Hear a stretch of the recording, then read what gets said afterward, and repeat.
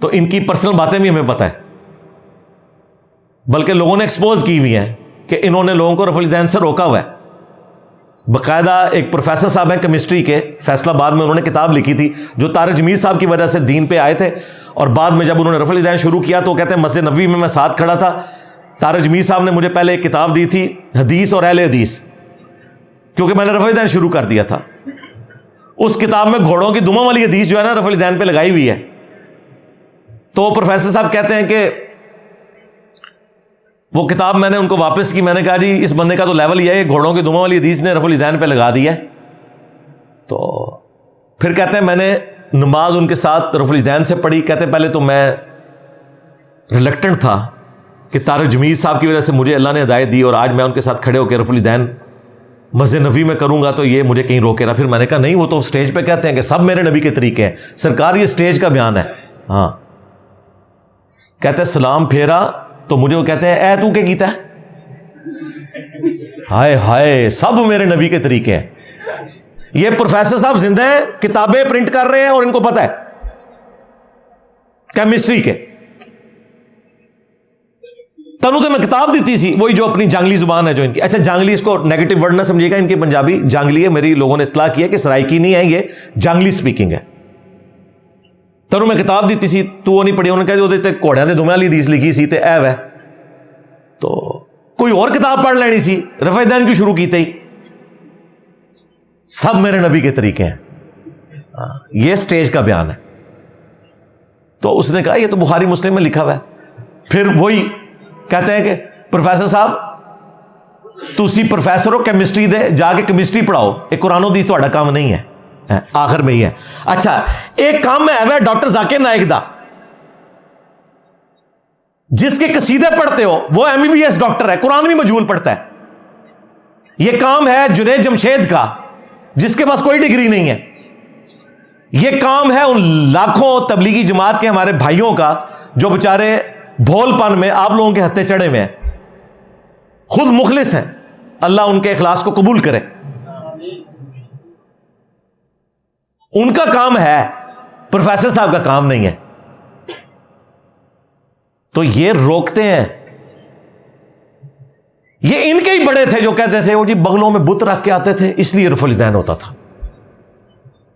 اور پھر اکثر جو رفع الدین شروع کرتے تھے نا، ہم خود بھی یہ کہتے تھے اس وقت جب ہم بھی بریلوی رہے ہیں، ہم بھی دیوبندی رہے ہیں، ہاں وہ بھی کیا دن تھے، ہم بھی ایک جن تھے۔ آج ہم دیو ہیں، جنوں کے بھی پیو ہیں، بلکہ دیو کے بھی پیو ہے، دیوبند اللہ دیو۔ بگوٹن باپ کی نہیں بات کر رہا میں، علمی طور پہ بات کر رہا ہوں۔ تو ہم بھی کہتے تھے ان قریب یہ قادیانی ہو جائے گا کیونکہ اس نے رفع الدین شروع کیا ہے۔ اور بھائی ہم نے بتایا کہ بھائی قادیانی تو حنفی ہیں، حنفی بریلوی، حنفی دیوبندی، حنفی قادیانی۔ قادیانی فقہ میں حنفی ہیں، بغیر رفع الدین کے نماز پڑھتے ہیں، جبکہ ہمارے سٹوڈنٹس بخاری اور مسلم میں لکھے ہوئے سنت طریقے پہ نماز پڑھتے ہیں۔ ہمارا سٹوڈنٹ تو قادیانیوں والی نماز کا طریقہ چھوڑ کے ادھر آیا ہوا ہے، وہ کیسے قادیانی ہو سکتا ہے؟ لو سامو، اس سے بڑھ کر تمہارے غوث پاک طارق جمیل صاحب کے بھی ہے نا، غوث پاک کا دھوبی ان کا بھی ہے نا، کیونکہ اشرف تھانوی نے غوث پاک کا دھوبی لکھا ہے۔ انہوں نے بھی نماز کا طریقہ رفع الدین کے ساتھ لکھا ہے غنیۃ الطالبین میں، اور ان سے بھی پہلے امام غزالی نے بھی کیمیائے سعادت میں رفع الدین کے ساتھ نماز کا طریقہ لکھا ہے۔ اور تم کہتے ہو بخاری مسلم، سوری آپ کہتے ہو کہ بخاری مسلم کا بخار چڑھ گیا۔ یقین کرو یہ طارق جمیل صاحب سن، ورنہ میں لمحہ پا لینا سی کوئی اور مولوی ہوتا تھے۔ مجھے افسوس ہو رہا ہے طارق جمیل صاحب کے بارے میں اس لیول پہ اترتے ہوئے۔ میں نہیں چاہتا تھا کہ طارق جمیل صاحب عمر کے آخری حصے میں اس طریقے سے ڈی فیم ہو یا ایکسپوز ہوں، کیونکہ لاکھوں لوگوں کی عقیدت ان سے وابستہ ہے، وہ جسٹیفائی ہے۔ ہو سکتا ہے انہی کی دعائیں کام آئی ہیں اور طارق جمیل صاحب کو آخری عمر میں توبہ کی توفیق مل گئی ہے کہ پوری زندگی جس کتاب کو لے کے گھومتے رہے، اینڈ پہ وہ فضائل اعمال سے فضول مال بن گئی ہے۔ ہاں فضائل اعمال سے فضول مال، ان کا یہ میرا کوئی لینا دینا نہیں ہے۔ مجھے لگتا ہے انہی کی دعائیں لگ گئی ہیں ان کو، اور ابھی تو میری دعائیں بھی لگنی ہیں انشاءاللہ تعالی۔ آج کے بعد آپ نے کئی اور چیزوں سے بھی توبہ کرنی ہے جو آپ صحیح بھی مانے ہوئے ہو۔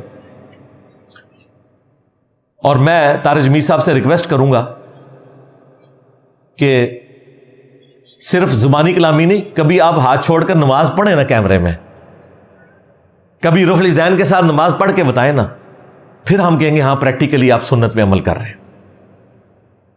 ورنہ جو کچھ آپ کے بارے میں لوگ سوچتے ہیں انہی باتوں کو تقویت ملے گی.